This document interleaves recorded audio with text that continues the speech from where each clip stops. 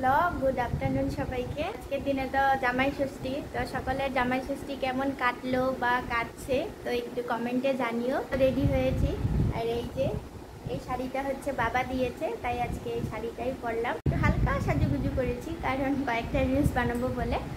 আর আমরা বাবা মার জন্য কি নিয়েছি আর বাবা মা কি আমাদেরকে দিয়েছে সেটা তোমাদের সঙ্গে শেয়ার করব, তো তোমরা ভিডিওটা দেখতে থাকো। আর এখন তোমাদেরকে দেখাবো যে বাবা আমাদের জন্য কি কি দিয়েছে। সবার আগে তো বললাম এই শাড়িটা, জামদানি শাড়িটা, এটা বাবা দিয়েছে আমাকে, আর এটা আমি পরেও ফেলেছি। আর বাবাকে হচ্ছে এই গেঞ্জিটা দিয়েছে, আর এই সেটটা দিয়েছে। এরকম গেঞ্জি হচ্ছে দুটো দিয়েছে, একটাও পরেছিল। আর হচ্ছে আমার বরের জন্য হচ্ছে এই যে হাফ প্যান্ট আর এই গেঞ্জিটা, এগুলো। আর আমরা হচ্ছে মার জন্য এই শাড়িটা নিয়েছি।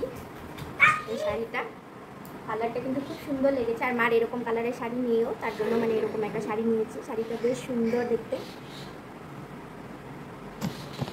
আর বাবার জন্য হচ্ছে আমরাও কিন্তু এই যে এরকম একটা হাফ প্যান্ট নিয়েছি, কারণ আমার বাবা এসব পরে হাফ প্যান্ট, আর এই যে একটা সেন্টো গেঞ্জি, এই দুটোই নিয়েছি।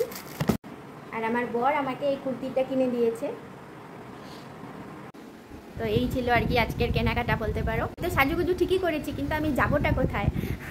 কারণ মা বাবা তো এইখানেই আছে, তো আমার আর যেতে হবে না কোনোখানে। তো এবারে ষষ্ঠীটা মানে এখানেই পালন হচ্ছে, তার জন্য শ্বশুর আর জামাই মিলে একই দোকানে থেকে একই জিনিসই ওরা নিয়ে এসেছে। তো গরমের জন্য ওরা দুজনেই বলেছে নাকি হাফ প্যান্ট গেঞ্জি বেস্ট, তার জন্য ওরা দুজন মিলেই প্ল্যান করে কি এনেছে আমি জানি না।